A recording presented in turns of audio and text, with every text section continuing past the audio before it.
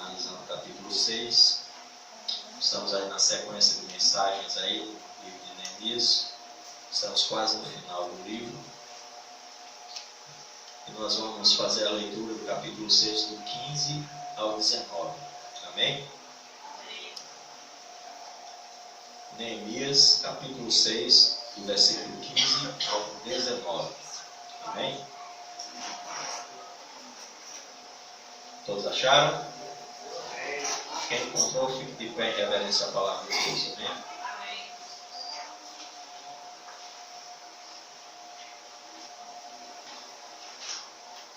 Neemias,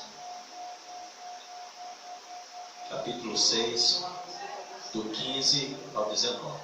Amém? Amém. Vamos escutar atentamente em nome de Jesus.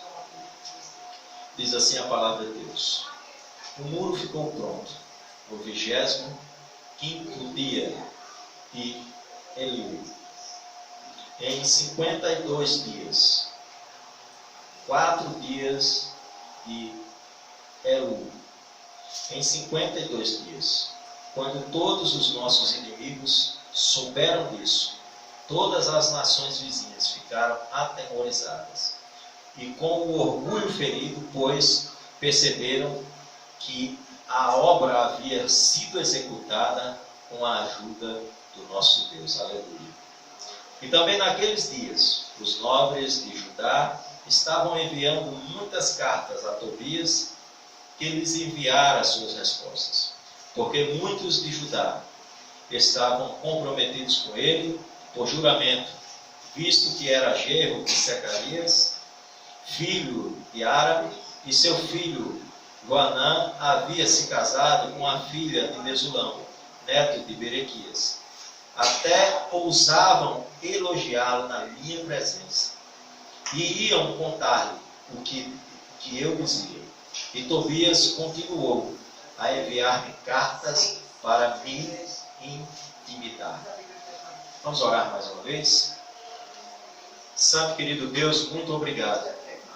Muito obrigado por esta leitura. Muito obrigado por esta palavra, Senhor. Te pedimos que o Teu Espírito Santo nos ajude, Senhor, nesta hora, a compreender tudo que o Senhor tem a nos falar, Pai. Que o Senhor nos ajude, Senhor. Prepara o nosso coração, Deus, para receber a porção de graça e de misericórdia que encontramos só na Tua palavra, Senhor. Faz a Tua obra em nosso meio. Me ajuda esse pecador, mais uma vez, a ministrar ao Teu povo. Sei que não sou digno de nada, Senhor, porque toda a honra, toda a glória, todo louvor, toda a majestade é Tua, Senhor. Muito obrigado por tudo. Oramos em nome de Jesus. Amém. Amém. Pode sentar, irmãos, amém?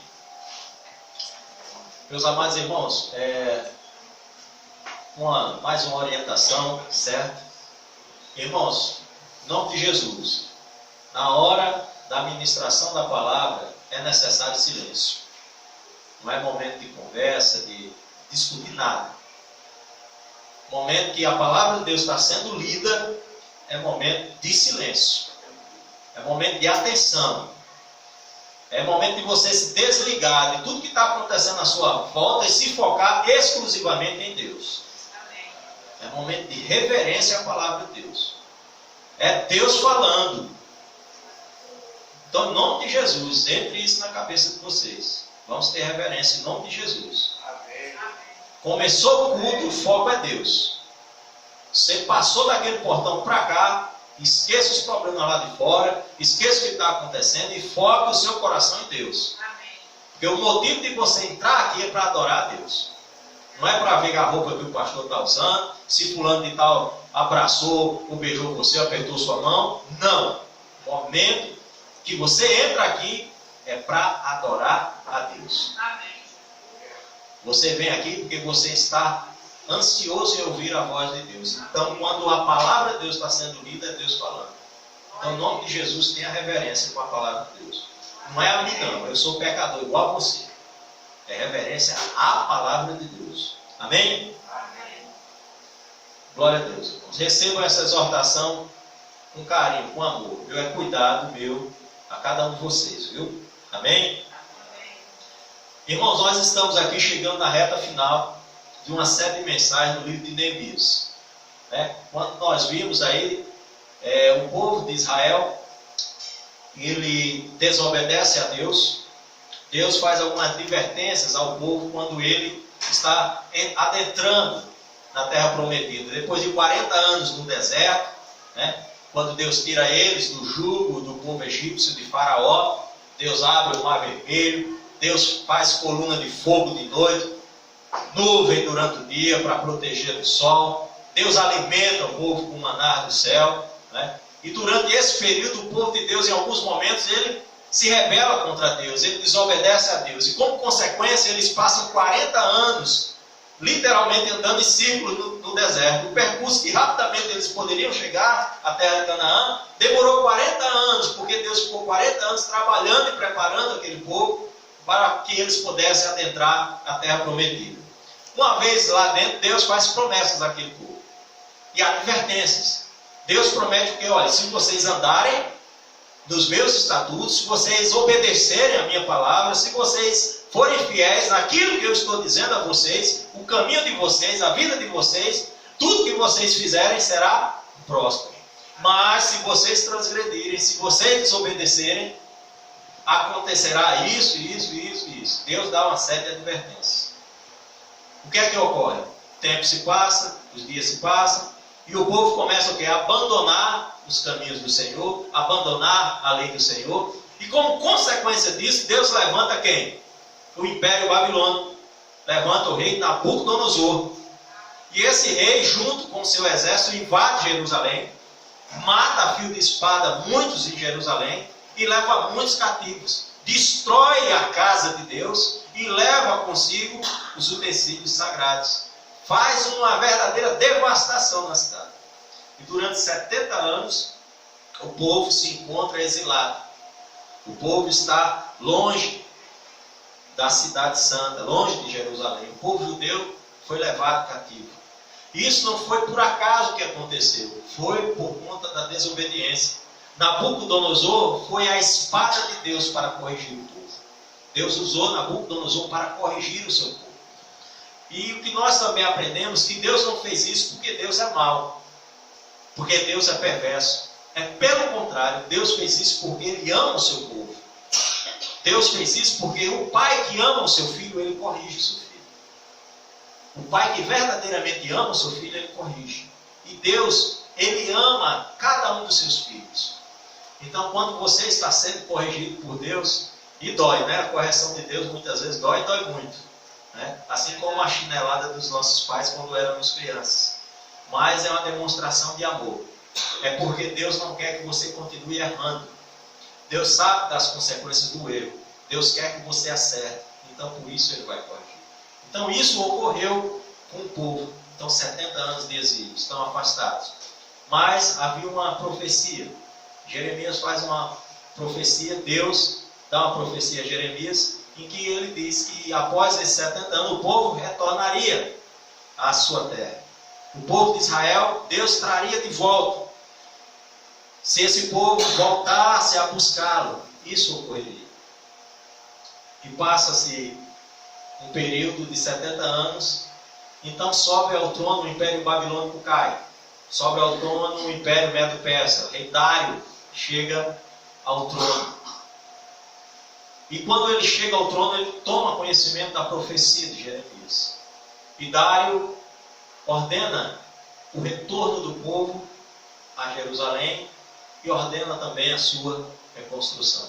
Nessa primeira leva, vem Zorobabel e Esdras, que é um livro que também é numerado aqui no Antigo Testamento. São 2 livros que contam a história da reconstrução de Jerusalém e seus muros.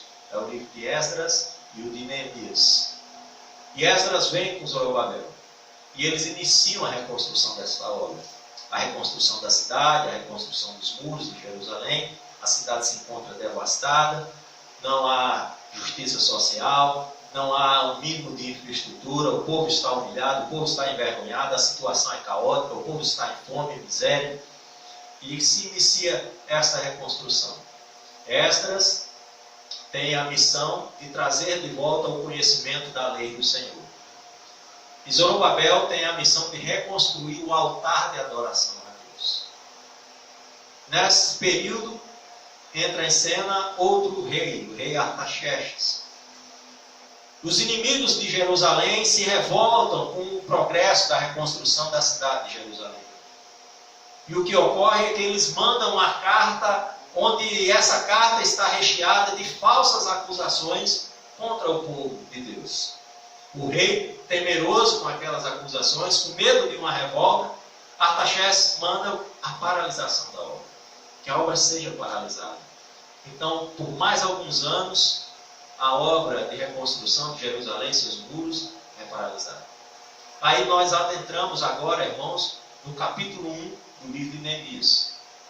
Quando no capítulo 1, Neemias se encontra no castelo de inverno do rei Artaxerxes. Neemias, a essa altura, é copeiro do rei.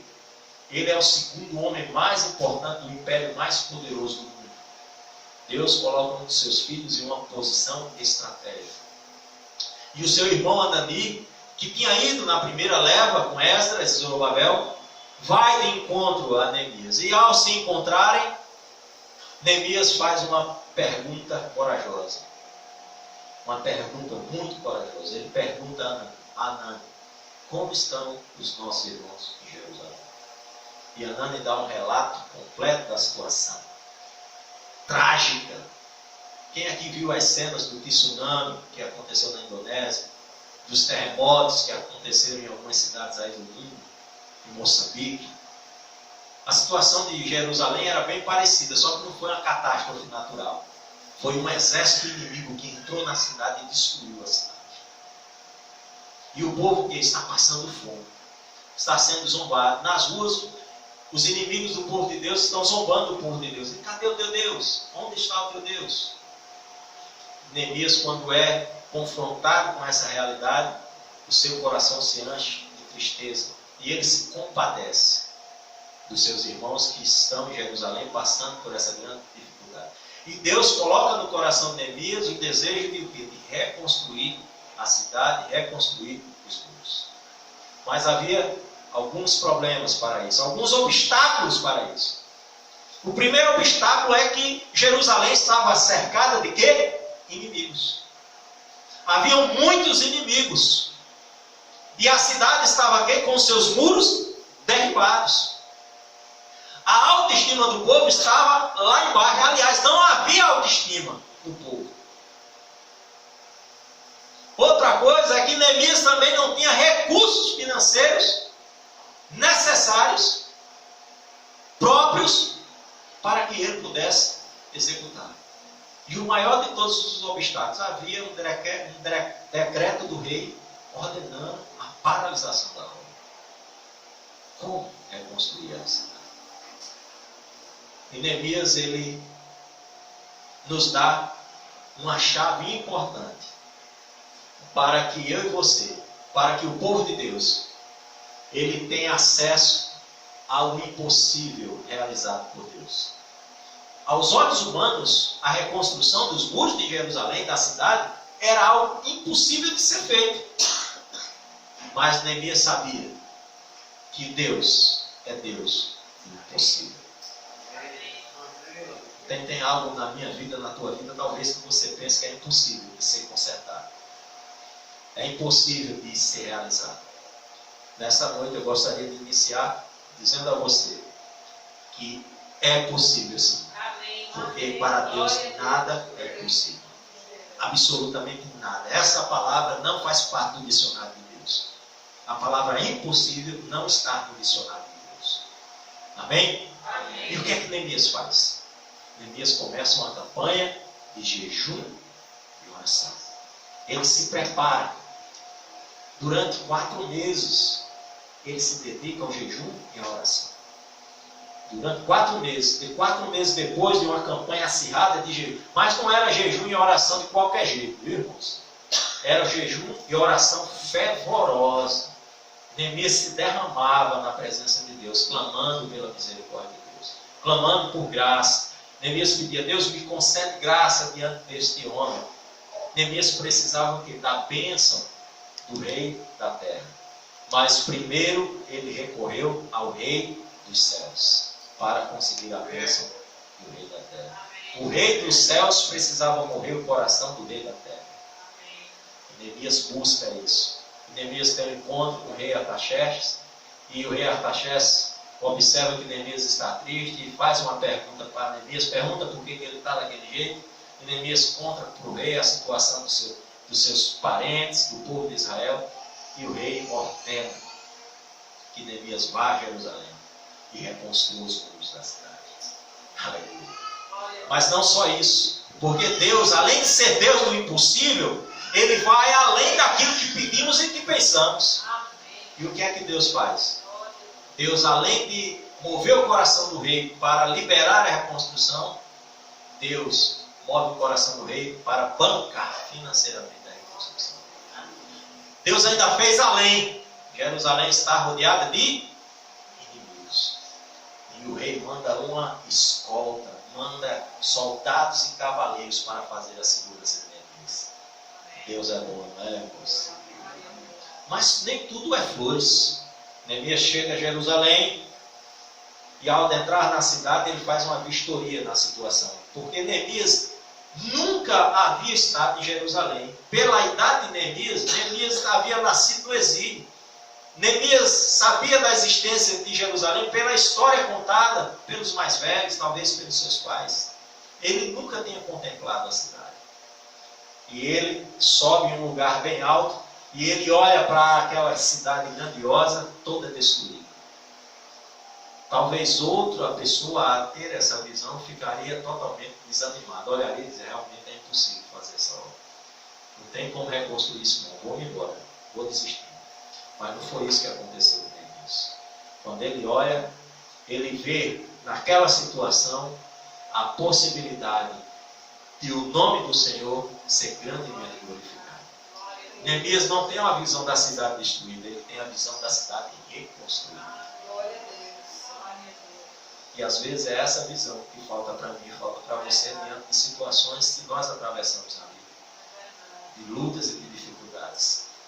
Às vezes nós só olhamos com um olhar pessimista, quando deveríamos ter sempre um olhar otimista. Não olhar o pior, mas no pior, ainda assim, enxergar o melhor.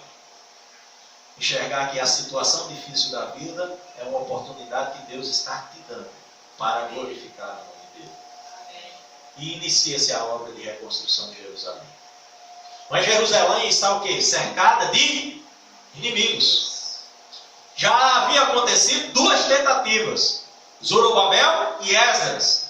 Todas as duas os inimigos conseguiram o quê? Paralisar a obra. E Neemias enfrentou essa situação. E eles começaram tentando atingir a moral do povo, a desacreditar. Mas mesmo assim Neemias prosseguiu.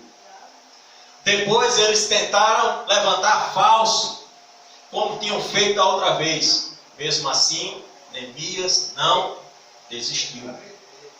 E por último, os inimigos estavam agora dentro do próprio povo de Deus. Satanás estava usando o próprio povo que estava escravizando seus irmãos. E mesmo assim Neemias não desanimou, não desistiu. Neemias enfrentou todos os problemas.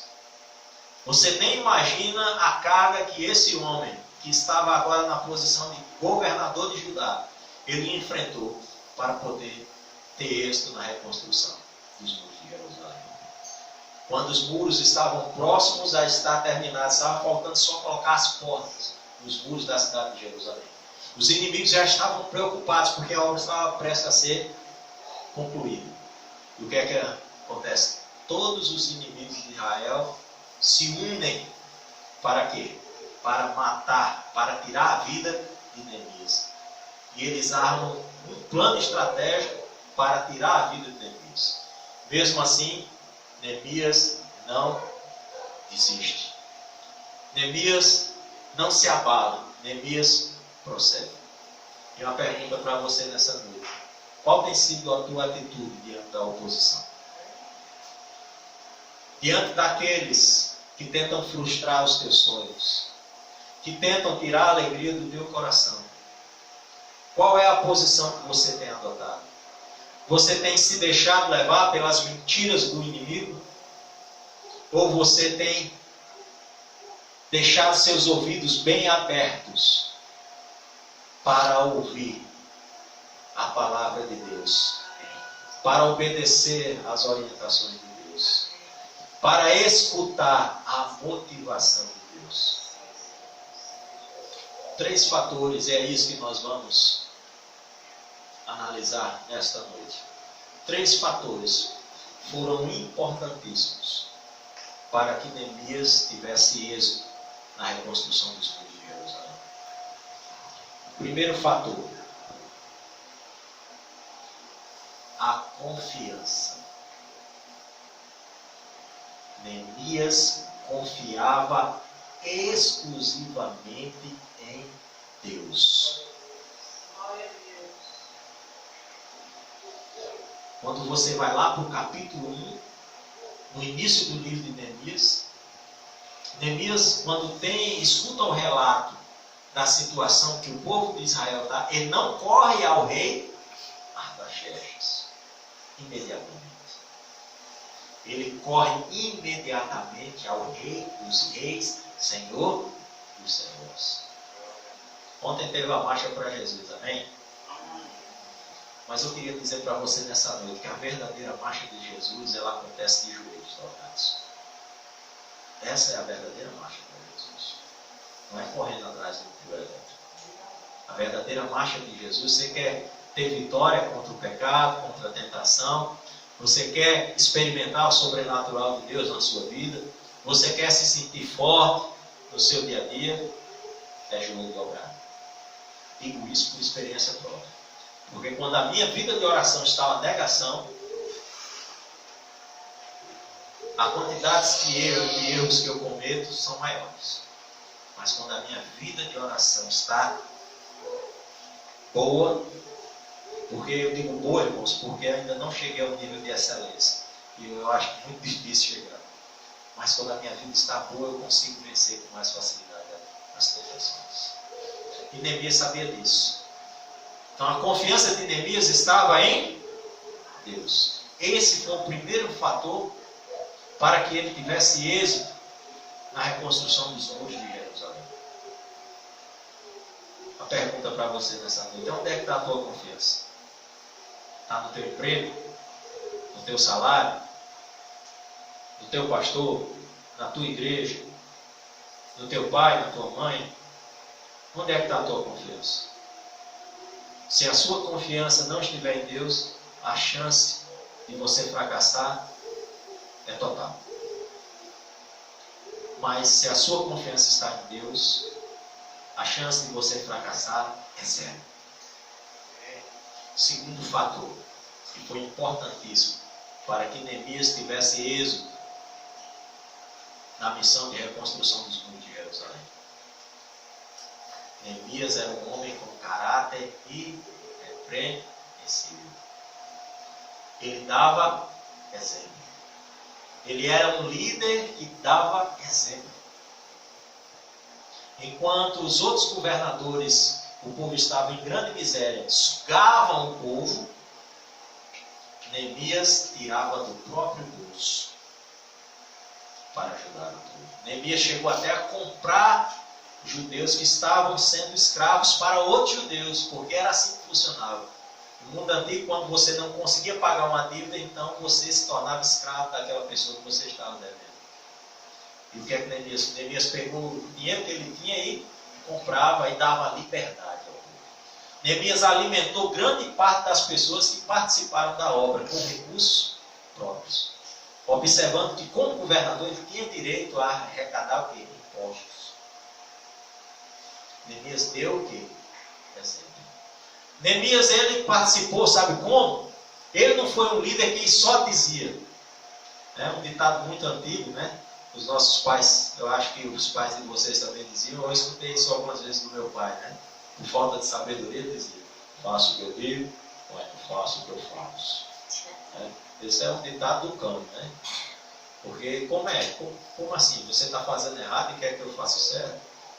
Então, a melhor forma pedagógica é o exemplo. Então, você quer que seu filho faça o que é correto? Faça também. Deixe ele ver você fazendo o correto. Então, Neemias deu exemplo. Estava lá o pessoal trabalhando, traçando massa, sentando tijolo. Neemias estava onde? No escritório, no ar-condicionado? Não, Neemias estava lá junto com o povo, sentando tijolo no muro também. Estava serrando madeira, estava lá. Ele estava dando exemplo. É por isso que o líder ele tem que ser o primeiro a chegar e o último a sair. Porque ele tem que dar exemplo. Terceiro fator e último, tão importante quanto os dois. Neemias era um líder que tinha coragem. Em nenhum momento Neemias demonstrou medo. Inimigos poderosíssimos estavam ao seu redor, com muita influência no império, e queriam a cabeça de Neemias a todo custo. Em nenhum momento Neemias fraquejou. O texto que acabamos de ler, nesse finalzinho do capítulo 6, do livro de Neemias, está retratando que o quê? Que a obra foi concluída. A obra foi concluída. Neemias conseguiu. Os muros estão levantados, as suas portas foram colocadas, a cidade que está novamente bela. Jerusalém está prestes a experimentar momentos de esplendor e glória. O nome do Senhor foi glorificado, porque até os inimigos, segundo o texto que acabamos de ler, entenderam que o povo de Israel não havia realizado essa obra pelas suas próprias mãos, mas porque Deus estava com eles. Neemias podia agora cruzar os braços e admirar o que ele havia feito. Mas quando estamos na obra de Deus, nunca, absolutamente nunca, podemos descansar ou relaxar. Os inimigos de Neemias desistiram de atacar. Neemias foi um líder espetacular, bem, irmãos? Os irmãos têm acompanhado, que já leram o livro de Neemias, um líder espetacular. Eu me imagino sendo liderado por um homem como Neemias. Quando eu olho para Neemias e olho para mim, eu vejo que eu estou anos-luz de distância dele. Foi um homem usado grandemente, mas mesmo assim, lá dentro, o povo viu. O povo viu que a mão de Deus era com Neemias. O povo viu o exemplo de Neemias, o povo viu a coragem de Neemias, mas mesmo assim, o povo, parte do povo que estava lá, se aliou ao inimigo. Neemias falava e o povo, os nobres iam lá e diziam aos inimigos de Israel que Neemias estava falando. O povo fazia questão para entristecer o coração de Neemias. Você quer ver alguém ficar triste? Você quer ver você ficar triste? Às vezes você está em casa e o seu filho dizer que o pai do outro o pai do outro é muito legal. O pai de fulano é muito bom. Imagine Neemias ouvindo. O povo, Neemias realizou toda essa obra, Deus usou esse homem de forma grandiosa e o povo elogiando aquele que estava tentando destruir. E o povo elogiando Tobias. Fazendo questão de elogiar na frente Neemias. Para quê? Para entristecer. Imagine como fica o coração de uma pessoa assim. Mais ainda, Neemias, o texto termina relatando que todos os dias que eles continuaram, os inimigos de Israel continuaram a enviar cartas a Neemias. Eu fico imaginando o teor dessas cartas. Cartas para quê? O texto relata, para intimidar.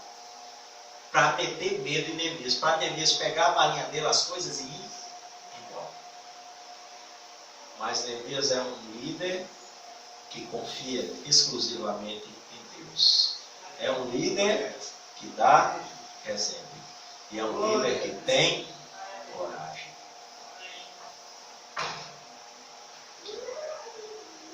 Todos nós, irmãos, precisamos dessas três qualidades. Todos nós precisamos confiar exclusivamente em Deus. Precisamos dar e ser exemplo. Precisamos ter coragem. A vida cristã não é vida cristã sem coragem. Se entregar a Jesus é um ato de coragem. Levantar a sua mão e ir até a frente e entregar a sua vida a Cristo é um ato de coragem. É preciso coragem para isso. É preciso ter coragem. Viver segundo a palavra de Deus é necessário ter coragem. Eu queria concluir nessa noite dizendo para você que você precisa ser exemplo. Amém? Amém. Eu preciso ser exemplo. Amém? Amém. Mas nós precisamos seguir o maior exemplo de todos. Para que eu seja um exemplo para vocês, um exemplo para a minha família, eu tenho primeiro que seguir o exemplo de Jesus. Neemias não foi contemporâneo de Jesus, mas nós vamos ver na vida de Neemias características da vida de Jesus. Jesus foi o maior modelo de líder que já pisou na face da terra. Neemias é alguém que se pareceu com Jesus. Ele teve êxito na missão, na obra de Deus, porque ele se pareceu muito com Jesus. Você quer ter sucesso na sua vida? Amém? Amém. Quem quer ter sucesso na vida? Amém? Amém. Você quer ter sucesso na sua família? Amém? Amém. Você quer ter sucesso na sua caminhada cristã? Amém? Amém.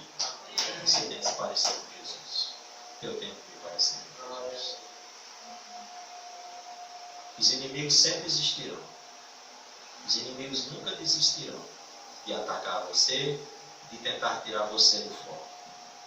Mas se a sua confiança estiver em Deus, essa confiança em Deus vai dar a você a coragem necessária para continuar, prosseguir e não desistir. Que Deus nos abençoe. Amém? Vamos orar? Fica de pé.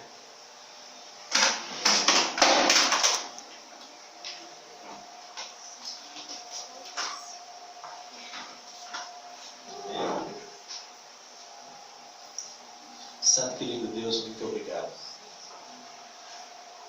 Muito obrigado, Senhor, por essa reflexão na vida de Neemias, naquilo que o Senhor realizou através deles, nessa obra espetacular de reconstrução da cidade e dos muros de Jerusalém. Que possamos, ó Deus, tirar grandes proveitos dessas lições e aplicar elas, ó Deus, em nossas vidas, Pai. Nos ajuda, Senhor. Sabemos, ó Pai, que estamos muito distantes do Senhor.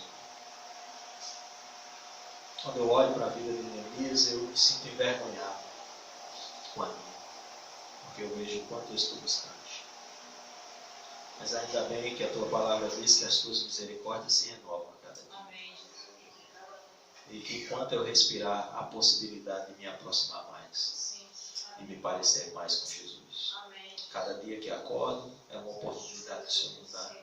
É uma oportunidade que o Senhor me dá. E assim é com os meus irmãos aqui nessa noite também. O Senhor receba todo o nosso louvor, toda a nossa adoração. E que essa palavra não volte vazia, Senhor. Mas que ela produza frutos, ó Deus, no nosso coração. Que sejam evidenciados na nossa vida e nas nossas ações, Senhor. Perdoa nossos pecados. Oramos em nome de Jesus. Amém. Pode sentar, irmãos, dar alguns avisos rápidos, né? Queria desejar